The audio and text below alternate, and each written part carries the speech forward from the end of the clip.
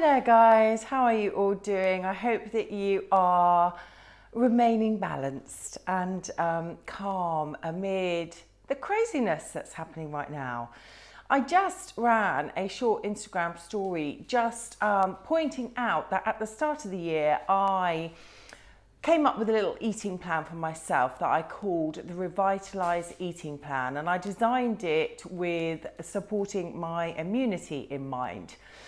Because I was pretty ill over the Christmas and New Year period. So I put together an eating plan. It's a 3-week menu plan with all the recipes, and I published it, I shared it over in my Facebook recipe share group. So if you are at all interested in that, and you're on Facebook, of course, go over to Facebook and ask to be part of that group. It's the Mindful Cook recipe share group. And in the Unix section of that group, you will find my Revitalize Eating Plan.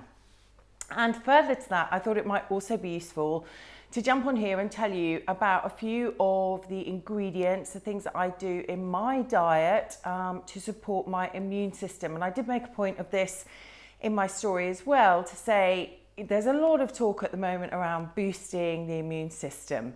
And the truth is, we can't actually really boost our immune system, but what we can certainly do is support it through what we eat. So we can make sure, I've got my little dog down here, that we are helping our body to produce, our white blood cells and do all that kind of stuff, and support gut health, importantly. All these things can help us to support our immune system. So I'm going to talk to you, I'm going to do a little short video and show you some of the ingredients that I use to do that, and the ways in which you can use them. Supermarkets are not closed yet. They're not closed across Europe either.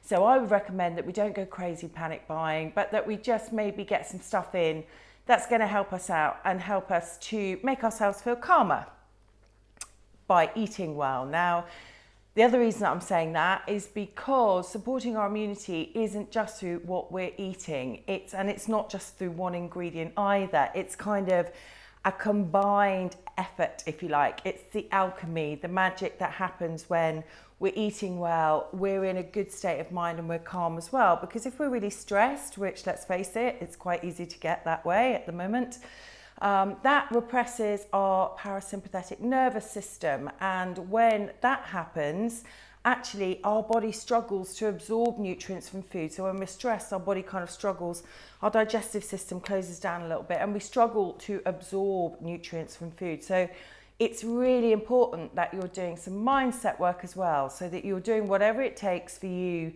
to chill out, be that reading, be it meditation, be it just doing your daily affirmations, whatever it is.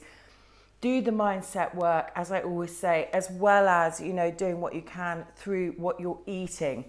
But I'm going to talk to you specifically about some ingredients, yeah? So I'm going to just talk you through some of the ingredients that I use and that you can use to help you to support your immune system. Okay, so I'm going to start off by talking about all things green, yeah? So this is spinach, packed with iron and dietary fibre. This is watercress. Now, I don't think a lot of people use watercress. I use it a lot, and it's because it is packed. It's got like 50 micronutrients in it. It's packed with vitamin K. It's got a really nice peppery flavour. You can use it in loads of different things. Soups. I'm going to have it with some salmon tonight. I often feature it in warm salads and things like that as well. But the bottom line here is what I'm going to get to is about gut health and green leafy veg and good, cruciferous vegetables all contain a lot of dietary fibre, as do things like lentils, pulses and beans. And essentially, to have a resilient immune system, we need a well-functioning gut, which is basically our large intestine. Now, there's loads of bacteria in our large intestine that actually play a role in defending us against illnesses. Those bacteria essentially feed off fibre. So it's really good to include lots of whole grains, lentils, pulses, green leafy vegetables in our diet. Now, if you are thinking, I need to be packing the cupboards, then tinned lentils are brilliant. They're brilliant because they're simple. You can obviously buy them dry as well, but if you're not that hot in the kitchen, for example, these are just so much easier because they are already rinsed and cooked, ready to go, as are these. These are for me, great go-tos. So vacuum packed grains, you can get like things like quinoa, rice, lentils come in this kind of format as well. So all this kind of stuff is really, really good for gut health, which in turn also supports your immune system. A point on lentils, people kind of raise their eyebrows a little bit when you talk about lentils because they've always been associated with hippies, haven't they, I guess? But the thing is, they are so versatile. When you buy them in a format like this, tinned, they're just so easy to use. And I use them in a great deal of meals as a meat replacement. So things like shepherd's pies and lasagnas, actually, chilies, curries, lentils do a really good job of bulking up the meal. You can use them just on their own. They're a fantastic source of protein. And they're also packed with minerals too. So in my short course, which is Nutritionally Balanced Dinners Made Simple, I use lentils an awful lot because they're just a really economical way of cooking up good healthy food, essentially.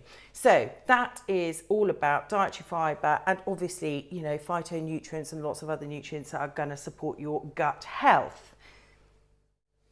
Okay, next up, let's talk about omega-3. So omega-3 is one of the essential fatty acids, which is essential for our health, basically. And omega-3 is anti-inflammatory. So this is why it is associated with helping us to support our immunity. So it supports the function of immune cells and it decreases inflammation. And really, really good sources of it are, I love this olive oil, it's awesome, but cold pressed olive oil. So this is an extra virgin olive oil. The reason I go for cold press is because it's unfiltered, therefore it contains more goodness. Look at that beautiful colour.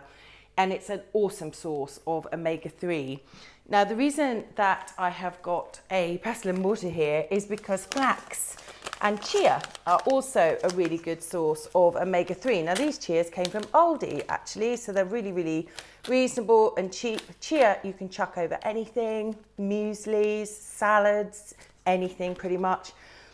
Flax, a good point to make about flax. I didn't actually have any in the cupboard, but the best way to use flax is to break them down because the outer coating of the seeds are really, really resilient to our digestive system. So our digestive system doesn't break them down very easily. So in order to release the great omega-3 and all of the other good stuff, linseeds are just an absolute nutritional powerhouse.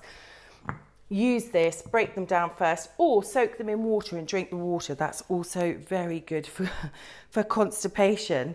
And then obviously other more obvious sources of omega-3 are things like fish. And don't forget tinned fish as well. Again, if you're looking for cupboard staples, I didn't have any, but things like all of the anchovies, the sardines, any tinned fish like that is brilliant for omega-3, so, and a great thing to put in your cupboard. So that's omega-3.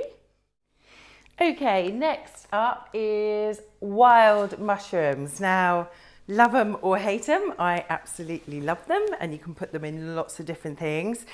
But wild mushrooms, particularly shiitake mushrooms and oyster mushrooms, contain compounds called beta-glucans, which are known to interact again with our gut, so with the digestive tract, that helps us to stimulate production of virus and disease busting white blood cells. So these are natty little things and they're really, really good for supporting immunity. I'm going to have them on toast tomorrow, so you can just have them in a little bit of olive oil with some seasoning on toast. They actually are quite delicious. Or I use them in things like soup. I've got a great recipe for a tom yam soup on my website. If you like kind of Southeast Asian flavours, then you'll love that. And you can put these into things like that, as well as putting them into loads of other things that you might use normal mushrooms for. But any mushrooms, essentially. Oyster mushrooms, shiitake mushrooms, but also chestnut mushrooms are good as well. And last but not least, it's been getting a lot of press recently. Let's just talk about vitamin D, okay? So at this time of year, in the UK particularly, between October and kind of the end of March, the sun doesn't have enough UVB radiation for our bodies to produce vitamin D. So the way that we produce vitamin D is by having the sun on our skin, essentially.